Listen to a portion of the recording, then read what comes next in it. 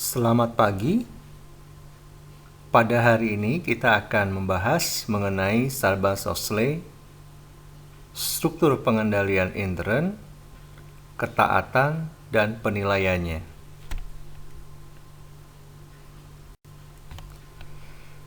Sarbanes-Oxley itu ditetapkan pada 30 Juli 2002, maka dikenal sebagai Undang-Undang Sarbanes-Oxley tahun 2002. Sarbanes-Oxley itu dicetuskan oleh Kongres atau DPR secara cepat atas respon skandal-skandal yang terjadi di Amerika, yaitu skandal perusahaan Enron, WorldCom, dan lainnya. Sarbanes-Oxley disetujui oleh Kongres dengan pengambilan suara 99 lawan 0 di Senat dan 423 lawan 3 di The House.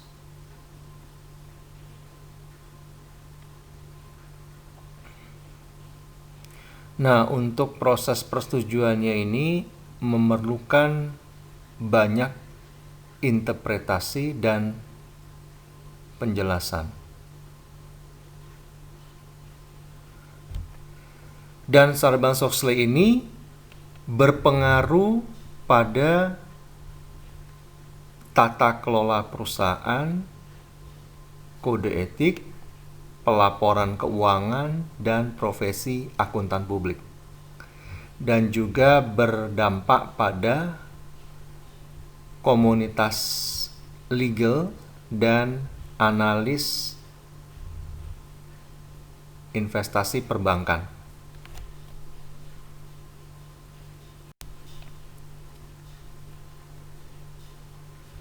Nah, untuk implementasi Sarbanes-Oxley ini memerlukan peraturan yang lebih detail oleh Securities Exchange Commission dan lembaga peraturan lainnya.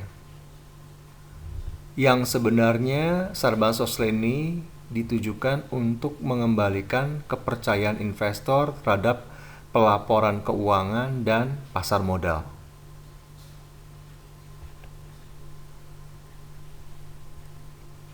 Secara prinsip, Sarbanes-Oxley ini terkait dengan prinsip integritas, independensi, pengawasan yang tepat, akuntabilitas, pengendalian intern yang kuat, transparansi, dan deterensi.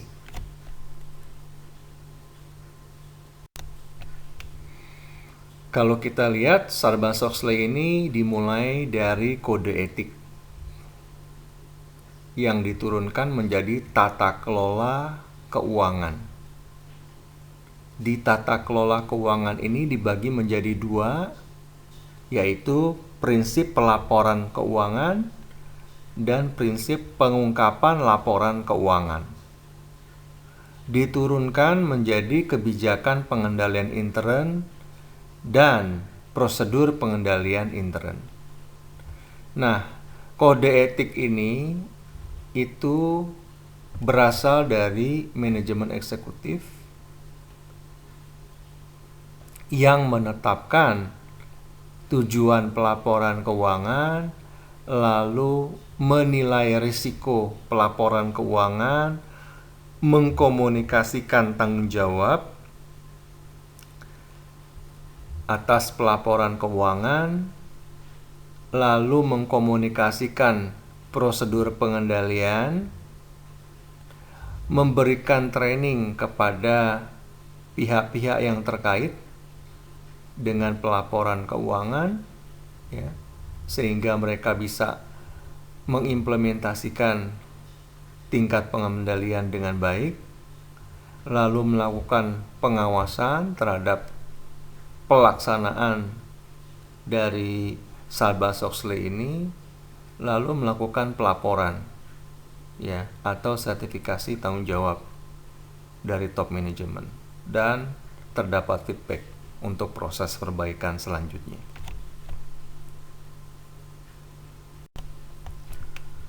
Secara struktur ketaatan terhadap Sarbanes-Oxley kita bisa lihat di dalam 3 model, yaitu Traditional Internal Audit, Independent Risk Control Group, dan Embedded Risk Control Specialist. Kalau secara tradisional, internal audit yaitu jajaran komisaris didukung oleh Departemen Internal Audit itu melakukan proses pengawasan terhadap jajaran direksi, di mana jajaran direksi ini terdiri dari process owners yang melakukan kegiatan operasional, lalu naik kepada business unit leadership, dan naik lagi kepada certifying officer. Apa yang terjadi di model traditional internal audit ini, yaitu internal audit melakukan pengujian terhadap kegiatan atau kontrol yang ada. Lalu internal audit memberikan konsultasi terhadap lingkungan pengendalian kapanpun dimungkinkan pada waktu melakukan pengujian terhadap kontrol yang ada. Keuntungan model ini yaitu internal audit fokus pada pengendalian pelaporan keuangan. Paling sedikit jumlah perubahan internal yang berasal dari perspektif historis yang diasumsikan terkait dengan fungsi kompetensi dari internal audit. Untuk model yang kedua, Independent Risk Control Group, yaitu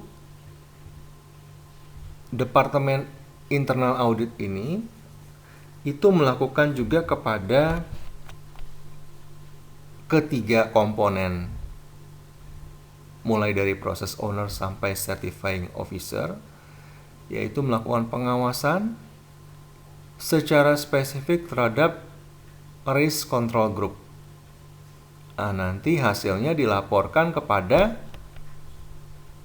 manajemen risiko, manajemen ketaatan, direktur keuangan, dan direktur internal audit.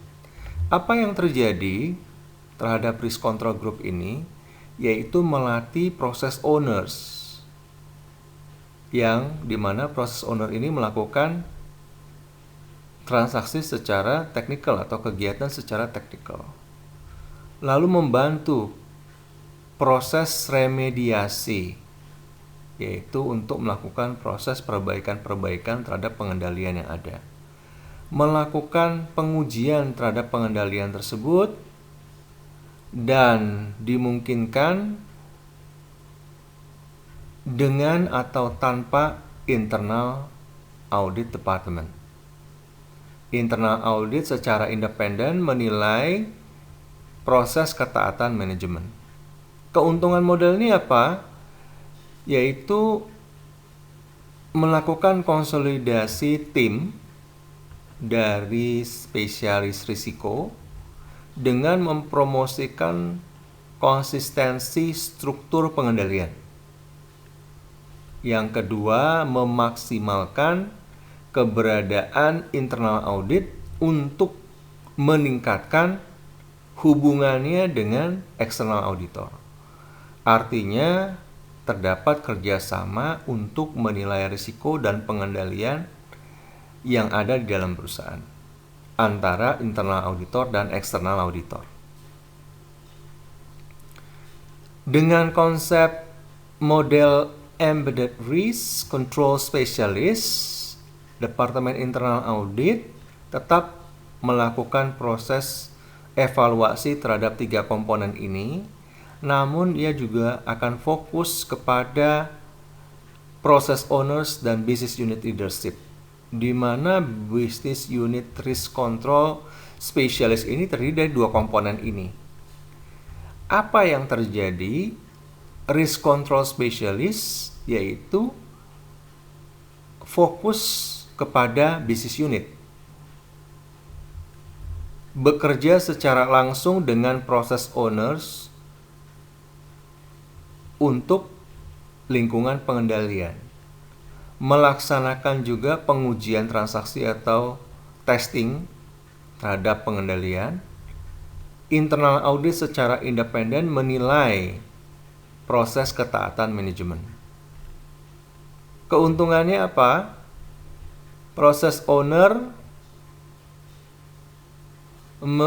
memang dekat ya terhadap sumber pengendalian atau terhadap implementasi pengendalian internal. Yang kedua, memaksimalkan keberadaan Departemen Internal Audit.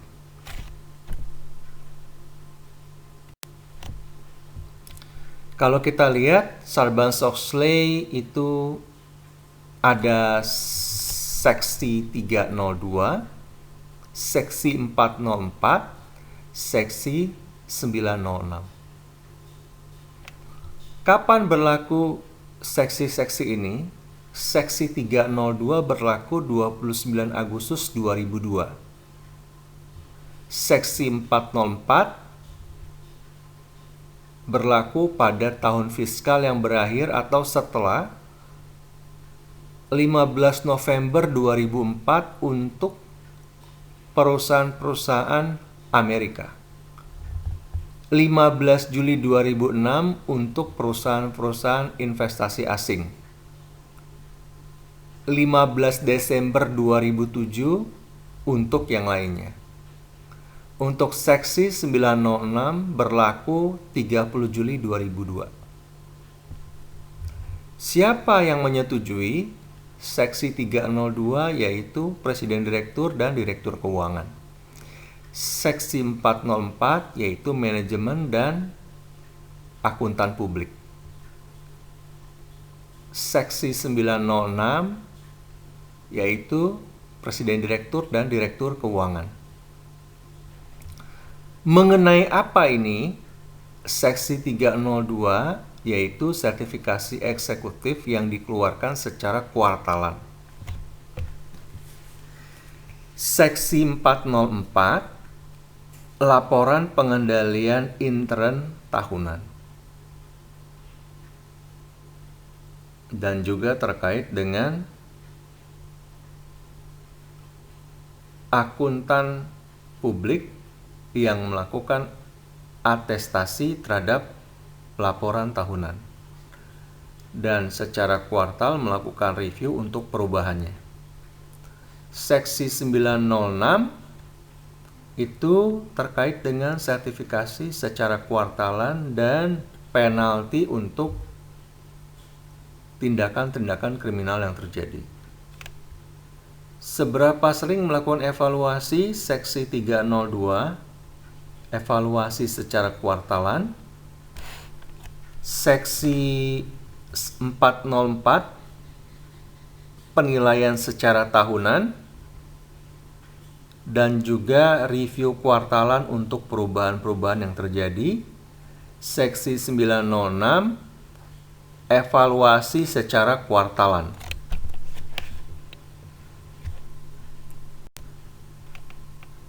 Apa saja persyaratan seksi 302 dan 404? Kita bisa lihat seksi 404 itu pengendalian intern terhadap pelaporan keuangan. Seksi 302 pengungkapan pengendalian dan prosedur, yaitu kesimpulan terhadap informasi publik yang jujur, yaitu 404 terhadap pelaporan keuangan. 302 seluruh yang bersifat material untuk informasi keuangan dan non-keuangan termasuk laporan publik dan laporan keuangan.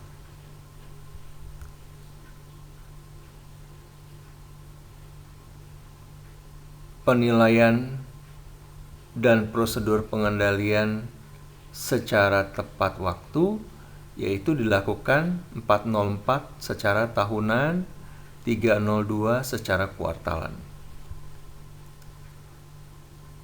Untuk proses review, 404 dilakukan pada akhir tahun, 302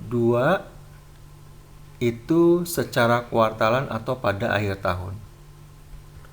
Evaluasi dokumen untuk atestasi auditor, 404 secara tahunan, 302 tidak berlaku. Evaluasi dampak perubahan, 404 secara kuartalan, 302 secara kuartalan. Taat terhadap seksi 404 dan 302 melalui proses umum dan interface. 404 terkait dengan pengungkapan pengendalian dan prosedur. 302 termasuk pengendalian intern terhadap pelaporan keuangan. Laporan ke publik, 404 itu laporan pengendalian intern, 302 sertifikasi top management.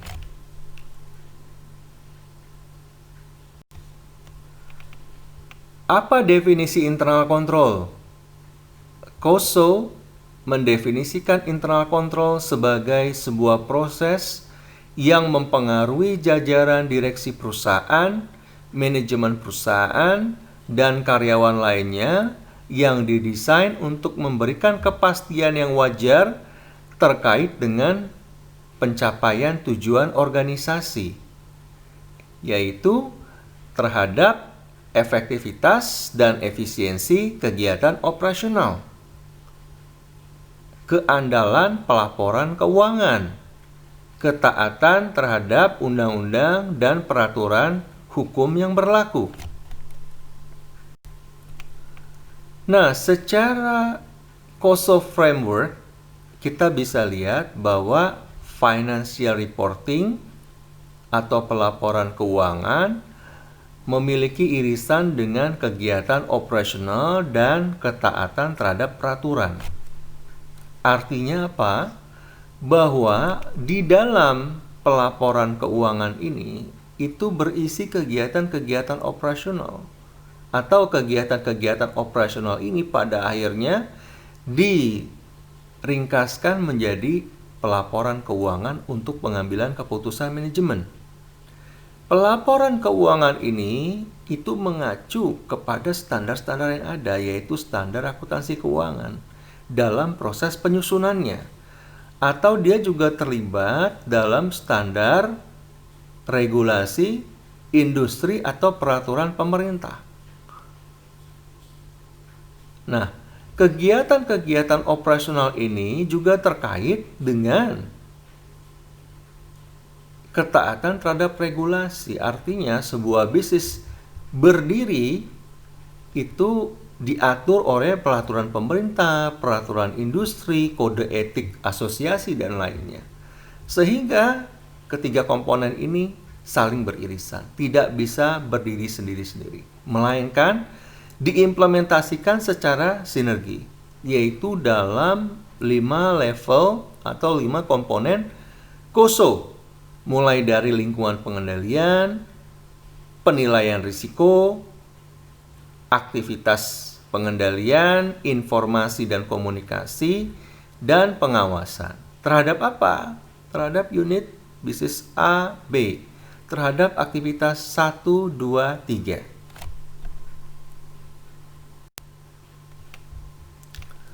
COSO pada level perusahaan, kita bisa lihat di sini kelima komponennya. Apa saja sih untuk penilaian risiko? Yaitu ditetapkan objektif penilaian risiko secara luas untuk perusahaan. Ditetapkan pula tujuan penilaian risiko pada level aktivitas. Lalu terdapat identifikasi risiko dan juga penilaian risiko. dan mengelola perubahan atas risiko-risiko yang ada dalam rangka proses pencapaian tujuan perusahaan. Di level lingkungan pengendalian, itu secara atribut terdiri dari integritas dan nilai etika. Jadi perusahaan dengan integritas dan nilai etika ini menjadi penting dalam membangun budaya yang transparan dalam proses pengelolaan perusahaan. Budaya yang akuntabilitas dalam proses pengelolaan perusahaan. Lalu juga berkomitmen terhadap kompetensi. Artinya, kompetensi itu menjadi penting untuk diimplementasikan di seluruh organisasi perusahaan. Put the right man in the right place. Nah, terdapat jajaran direksi dan komite audit, di mana tidak terdapat konflik of interest dalam proses penerapannya, sehingga proses kontrol menjadi berjalan dengan efektif. Filosofi manajemen dan gaya operasional perusahaan ini juga merupakan bagian terpenting dari lingkungan pengendalian, yang tentunya mempengaruhi proses pengendalian secara keseluruhan. Ya, dalam kasus Enron atau WorldCom, nah manajemen itu melakukan override internal control. Nah, itu menjadi sesuatu yang sangat berbahaya. Melakukan penugasan ya terhadap otoritas dan tanggung jawab. Lalu terdapat kebijakan dan praktek HRD. Apa saja itu kebijakan dan praktek HRD? Kita bisa lihat apakah ada kebijakan, prosedur, dan proses yang efektif untuk rekrutmen, kompensasi, promosi, pelatihan, dan pemecatan karyawan. Apakah karyawan menyadari peran, tanggung jawab, otoritas, dan kinerja yang diharapkan dari karyawan tersebut? Apakah setiap orang bertanggung jawab secara jelas terhadap titik-titik pengendalian? Apakah karyawan akuntabel untuk hasil dan ekspektasi kinerja dengan proses pengukuran kinerja yang tepat? Apakah karyawan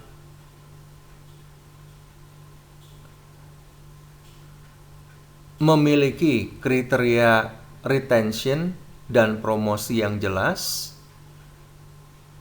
Dan apakah proses evaluasi kinerja dijalankan secara efektif? Lalu apakah manajemen mengambil tindakan proses perbaikan yang tepat sebagai respon atas kebijakan dan prosedur yang telah ditetapkan? Apakah terdapat kode etik yang dijalankan dan juga terdapat tindakan disiplin bila pelaksanaannya tidak sesuai dengan ekspektasi yang diharapkan? Apakah latar belakang dan pengalaman calon pegawai dicek dan referensi diperoleh terhadap validitasnya? Untuk informasi dan komunikasi, atributnya adalah informasi eksternal dan internal diidentifikasi, dikelola, dan dilaporkan. Lalu, efektif komunikasi itu dilakukan di seluruh organisasi, baik top down, lalu ada juga bottom up, dan juga cross functional di organisasi tersebut. Ya, sehingga informasi tersebut dapat dimanfaatkan untuk pencapaian tujuan organisasi. Lalu di lingkungan atau di aktivitas pengendalian, itu kebijakan, prosedur, dan tindakan itu ditujukan untuk pencapaian tujuan perusahaan.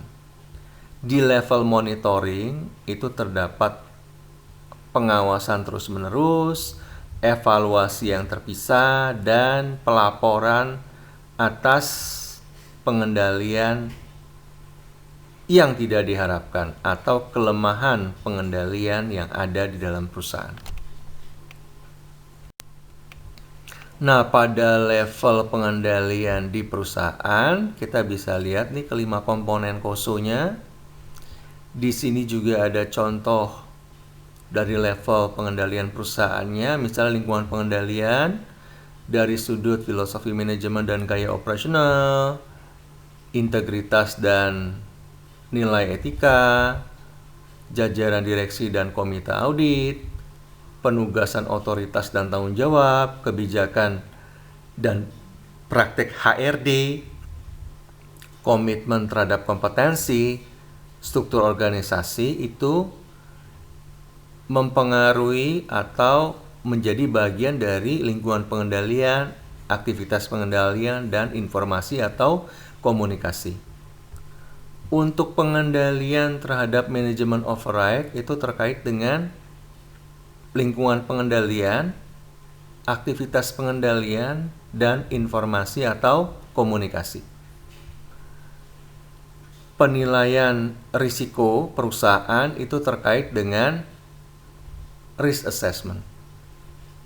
Untuk proses yang tersentralisasi atau kontrol yang tersentralisasi termasuk lingkungan jasa berbagi itu menjadi bagian dari aktivitas pengendalian dan informasi atau komunikasi. Pengendalian untuk mengawasi hasil kegiatan operasional itu menjadi bagian dari informasi atau komunikasi dan monitoring. Pengendalian untuk mengawasi kontrol lainnya yaitu aktivitas fungsi internal audit, aktivitas komite audit, dan self-assessment program itu menjadi bagian dari lingkungan pengendalian, aktivitas pengendalian, dan informasi atau komunikasi. Kebijakan yang ditujukan untuk pengendalian bisnis yang signifikan dan praktik manajemen risiko itu terkait dengan aktivitas pengendalian. Nah, dari segi aktivitas pengendalian, kita bisa lihat antara yang diinginkan dan kurang diinginkan. Jadi proses pengendalian pada tahap awal itu people-based detective control, artinya pengendalian yang dideteksi melalui orang. Pada level yang lebih tinggi lagi, yaitu people-based preventive control. Udah pada tahap preventif, bukan lagi pada tahap detektif. Naik lagi kepada system-based detective control. Naik lagi system-based preventive control. Jadi yang paling tinggi itu adalah system-based preventive control. Nah, artinya kita mengandalkan sistem dan sifatnya kepada pencegahan terjadinya risiko. Nah, untuk kontrol itu dibagi menjadi dua, yaitu ada pervasive process control dan information process control. Komponen pervasive process control itu apa aja? Yaitu membangun dan mengkomunikasikan tujuan dari pengendalian itu apa? Melakukan otorisasi dan approval, membangun batasan-batasan atau limitasi terhadap kegiatan ataupun transaksi-transaksi yang terjadi. Menugaskan tugas utama terhadap orang-orang yang berkualitas. Membangun akuntabilitas untuk hasil-hasil dari kegiatan atau transaksi perusahaan. Mengukur kinerja. Melakukan fasilitasi pembelajaran secara berkelanjutan. Memisahkan tugas-tugas yang tidak sesuai. membatasi sistem proses dan akses data, membuat pengamanan secara fisik, implementasi pengendalian perubahan terhadap sistem dan proses, memelihara kapabilitas untuk melakukan backup. Dari information process control, kita bisa lihat komponennya yaitu memperoleh approval sebelumnya, membangun pengendalian transaksi atau dokumen, membangun pengendalian pemrosesan atau transmisi secara total, membangun atau memverifikasi secara berurutan, melakukan validasi terhadap parameter yang telah ditetapkan sebelumnya, melakukan pengujian sampel atau kinerja proses terhadap akses yang telah diberikan, melakukan perhitungan ulang terhadap komputasi, transaksi atau kegiatan, melakukan rekonsiliasi.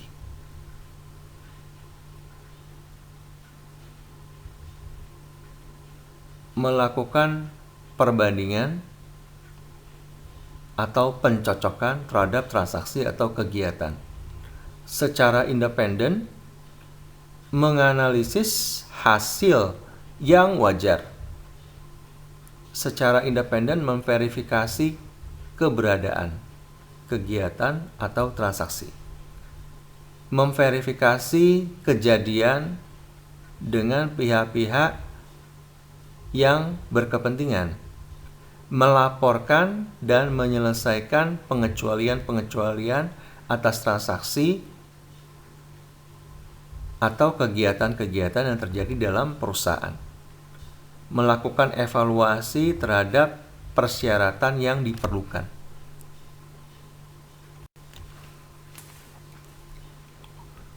Nah, control activities untuk operational process control dan compliant process control. Komponennya apa saja untuk operational process control? Yaitu pertama mendefinisikan proses itu apa, lalu menjelaskannya dalam prosedur-prosedur, melakukan supervisi terhadap kegiatan-kegiatan, mengevaluasi proses untuk mengeliminasi, menyederhanakan, dan fokus terhadap kegiatan-kegiatan yang tidak penting,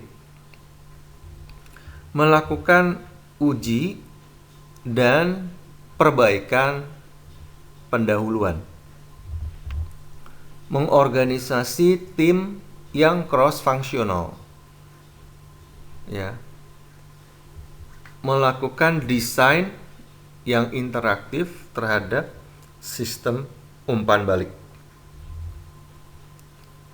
menilai kinerja yang terkait dengan reward system,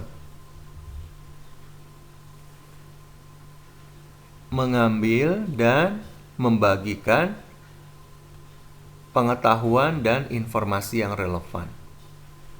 Untuk compliance process control itu terdiri dari monitor atau mengawasi legal dan lingkungan yang terkait dengan lembaga-lembaga peraturan, melakukan penilaian dampak perubahan lingkungan, menjelaskan kebijakan compliance, mengkomunikasikan kebijakan compliance, mengintegrasikan kegiatan compliance ke dalam proses bisnis, mengelola dan mengawasi compliance, melakukan proses perbaikan dan tindakan disiplin ketika diperlukan, terlibat dalam memberikan saran-saran dalam hubungan bisnis yang utama, mengelola biaya litigasi, membangun organisasi untuk pencegahan fraud. Nah, untuk efektivitas pengendalian intern terhadap laporan keuangan, kita bisa lihat bahwa pada level pengendalian yang dilakukan secara manual dan detektif dan bersifat ad hoc, itu secara biaya itu tinggi dan sustainability-nya kecil. Sedangkan kalau kita mengoptimasi pengendalian ke level yang menggunakan sistem dan bersifat preventif dan dikelola dengan baik, maka biayanya semakin menurun dan keberlanjutnya makin besar. Pada level tahap manual dan detektif dan ad hoc, itu lebih menekankan kepada pengujian pengendalian secara manual. Ya. Sedangkan bila menggunakan sistem preventif dan manage, itu cukup seimbang, yaitu melakukan pengujian terhadap pengendalian manual, pengujian terhadap pengendalian otomatis, melakukan pengawasan di level proses, melakukan pengawasan di level perusahaan, dan melakukan self-assessment.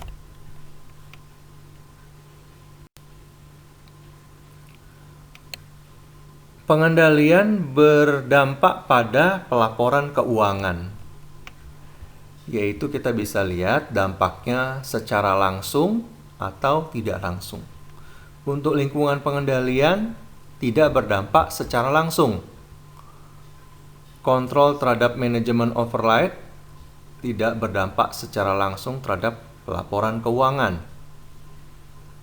Proses penilaian risiko perusahaan tidak berdampak langsung terhadap pelaporan keuangan. Proses dan pengendalian sentralisasi termasuk lingkungan jasa berbagi secara langsung berdampak pada laporan keuangan. Pengendalian untuk monitor hasil dari kegiatan operasional berdampak secara langsung dan tidak langsung terhadap laporan keuangan. Pengendalian untuk memonitor pengendalian lainnya, aktivitas fungsi internal audit, komite audit, dan self-assessment program berdampak secara langsung dan tidak langsung terhadap laporan keuangan. Pengendalian terhadap financial closing berdampak secara langsung dan tidak langsung terhadap laporan keuangan. Kebijakan untuk pengendalian bisnis secara signifikan dan praktek manajemen risiko berdampak secara langsung dan tidak langsung terhadap laporan keuangan. Nah, untuk dokumentasi arus transaksi, kita bisa lihat mulai dari level initiate, otorisasi, pencatatan, proses, sampai proses pelaporan. Itu kita bisa lihat komponennya apa saja. Pada tahap awal itu mengidentifikasi di mana semua hal yang bersifat ekonomis yang signifikan itu diakui.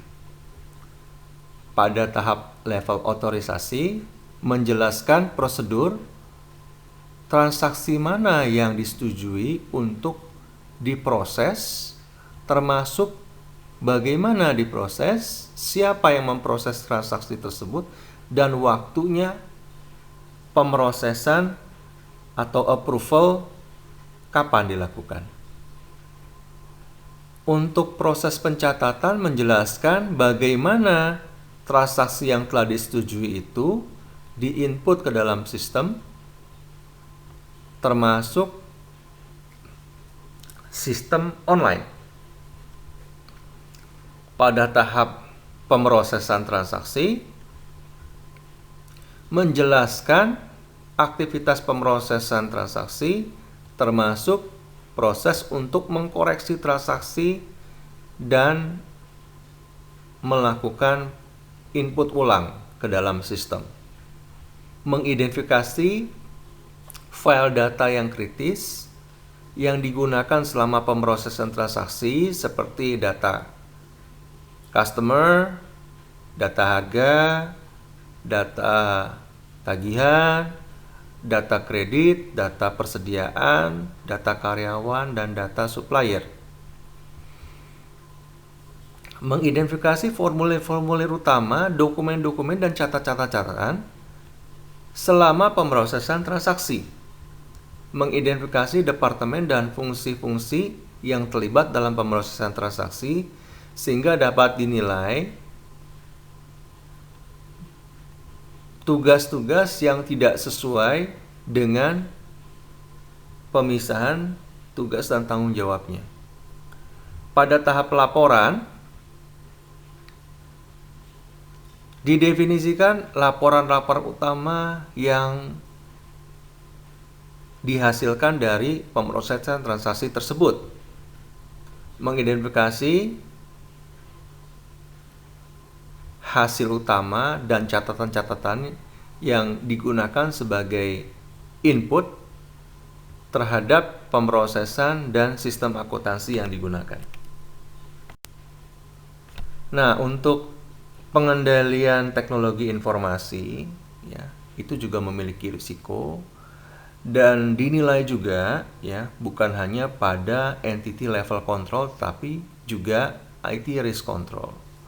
Tahapannya bagaimana? Itu mulai dari IT organization dan structure, lalu ke evaluasi pengendalian di level teknologi informasi perusahaan, lalu di breakdown lagi evaluasi pengendalian di level proses teknologi informasi. Nah, disinilah kita akan fokus secara teknikal. Pada tahap organisasi dan struktur teknologi informasi, yaitu mengerti manajemen IT dan organisasinya, dan juga organisasi untuk bisnis unit dan secara geografis. Lalu strategi bagaimana mengelola teknologi dan aplikasinya. Pada tahap level evaluasi kontrol teknologi informasi perusahaan, itu mempertimbangkan pengendalian lingkungan, mengevaluasi secara keseluruhan pengendalian teknologi informasi, penilaian risiko, komunikasi, dan pengawasannya. Lalu juga terhadap organisasi teknologi informasi, aplikasi, dan datanya. Pada tahap evaluasi pengendalian di proses teknologi informasi itu mempertimbangkan 3 level, yaitu proses teknologi informasi secara umum, proses aplikasi dan data owner, proses aplikasi secara khusus. Artinya sekarang bahwa di era digital, dengan perkembangan teknologi ini, IT itu dapat mendukung implementasi pengendalian intern.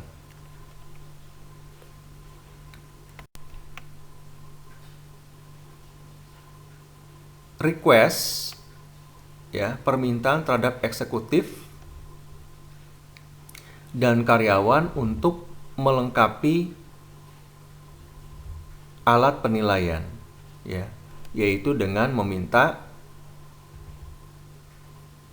bukti-bukti pendukung untuk setiap pertanyaan yang dijawab.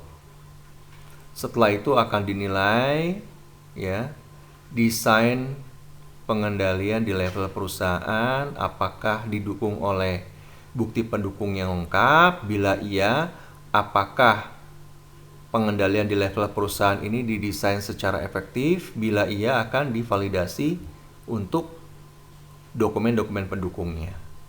Dan bila tidak didesain secara efektif, maka akan dilakukan proses perbaikan. Nah, pada level penilaian desain pengendalian di level perusahaan, maka diidentifikasi indikator risiko yang ditujukan terkait dengan risiko pelaporan keuangan. lalu melakukan evaluasi secara presisi untuk pengawasan terhadap implementasi pengendalian intern, melakukan evaluasi desain terhadap pengendalian lainnya.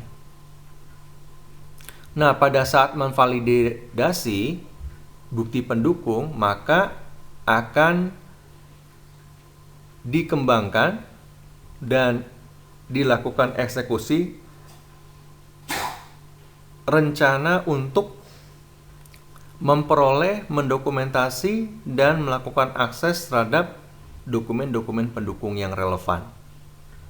Lalu untuk setiap COSO komponen itu dilakukan validasi terhadap atribut-atribut dan fokus-fokus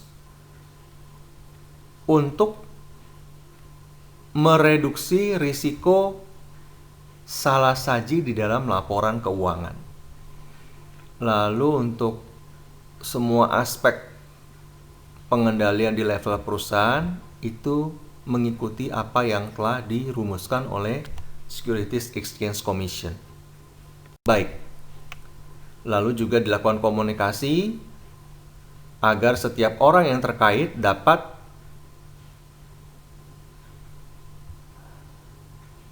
informasi yang sesuai dan melakukan continuous improvement terhadap kontrol-kontrol yang lemah. Ya, yaitu dengan apa? Dengan kita memilih akun yang prioritas dan pengungkapan terhadap account tersebut yang mempengaruhi kemungkinan salah saji material atau kecurangan dalam laporan keuangan. Lalu mempertimbangkan dampaknya terhadap pelaporan keuangan. Yang kedua, kita melakukan proses pemahaman terhadap arus transaksi yang berdampak secara signifikan terhadap elemen pelaporan keuangan yang utama. Lalu kita menilai risiko, yaitu dengan bertanya, apa risiko dari salah saji pelaporan keuangan? Di mana risiko ini timbul? Mengidentifikasi asertasi pelaporan keuangan yang relevan. Menggunakan asertasi tersebut dengan bertanya apa yang salah, ya kan, terhadap proses yang utama. Selanjutnya kita melakukan dokumentasi terhadap pengendalian yang utama dengan bertanya apa pengendalian yang utama itu, siapa yang memiliki pengendalian utama tersebut, ya. Lalu melakukan dokumentasi pengendalian di level perusahaan, ya, yang berdampak pada akun-akun yang signifikan tersebut, lalu melakukan dokumentasi untuk pengendalian lainnya, melakukan dokumentasi pada level teknis atau lower level atas sumber risiko yang bisa dicegah dan juga mendeteksi proses risiko tersebut. Selanjutnya kita melakukan penilaian desain, bagaimana pengendalian tersebut didesain dan dinilai, menilai efektivitas pengendalian yang telah didesain pada level perusahaan dan pada level proses, melakukan proses perbaikan atas kelemahan desain pengendalian yang ada, lalu melakukan proses validasi untuk operasional dengan bertanya apa risiko pengendalian yang gagal, bagaimana pengendalian tersebut dijalankan, ya. Lalu menilai efektivitas pengendalian operasional tersebut pada level perusahaan dan pada level proses, dan melakukan proses perbaikan untuk kelemahan-kelemahan operasional yang ada. Terakhir, kita melakukan proses reporting dengan bertanya, apa saja kelemahan material yang masih muncul? Lalu kita menyimpulkan, mengkomunikasikan, dan melaporkan. Nah, untuk proses penerapan Sarbanes-Oxley itu ada tahapannya ya. Pada saat awal itu terjadi denial, nanti terjadi acceptance, lalu terjadi komitmen, pada tahap ownership atau accountability, dan terintegrasi. Artinya mulai dari inkonsisten sampai itu diterapkan menjadi bagian dari budaya perusahaan. Pada tahap denial ya, itu hanya dianggap sebagai birokrasi. Terlalu banyak hal yang tidak diketahui dan tidak ada jawabannya, karena pada tahap awal itu memang kita belum tahu apa-apa. Lalu kita melakukannya dengan benar, tidak memerlukan adanya alasan apapun. Ya, jadi ini dilaksanakan secara terpaksa ya. Lalu pada saat penerimaan, level penerimaan, lebih banyak pekerjaan tapi dengan sumber daya yang terbatas. Dia udah mulai mengetahui tapi sumber daya ini terbatas gitu. Ya. Lalu mengerjakan dengan cara yang mudah. Lalu menginisiasi sikap yang ritualistik. Artinya apa? Bahwa ya udahlah, ini kita jalankan aja, siapa tahu ini akan bermanfaat bagi kita itu ya. Bukan hanya sekedar memenuhi peraturan. Lalu memberikan solusi terhadap hal-hal yang kurang. Pada level komitmen itu menginisiasi perubahan budaya. Lalu membentuk komite pengungkapan laporan keuangan ya. Jadi udah dibentuk komite ya, agar pelaksanaannya dapat diimplementasikan dengan baik. Lalu melakukan pelaporan secara publik untuk komponen-komponen yang signifikan. Lalu melakukan perbaikan infrastruktur pengungkapan pelaporan keuangan, mulai mendokumentasikan proses-proses yang kritikal terkait dengan risiko dan pengendalian, lalu membuat ya satu jalur untuk mulai dari proses inisiasi sampai proses pelaporan. Pada tahap ownership ya atau accountability, menempatkan infrastruktur pada tempatnya, mendokumentasi proses yang kritikal, risiko dan pengendalian, lalu melakukan proses perbaikan terhadap kelemahan pengendalian, menghubungkan proses owner dan internal audit untuk evaluasi secara kuartalan, secara terus-menerus melakukan proses perbaikan dan fokus kepada evaluasi proses, lalu fokus pada perubahan dan dampaknya terhadap pengendalian, melakukan proses based chain of accountability. Pada tahap level integrasi, yaitu mengungkapkan infrastruktur secara menyeluruh, terintegrasi dengan budaya, artinya sudah membudaya di sini. Lalu memformalisasi dengan metode top down dan risk-based approach. Lalu melakukan integrasi untuk mengelola bisnis dengan bertanya bagaimana kita melakukan bisnis di sini. Nah, jadi pada level culture ini, pada level integrasi itu nanti sudah dilaksanakan Sarbanes-Oxley-nya secara penuh. Oke, terima kasih.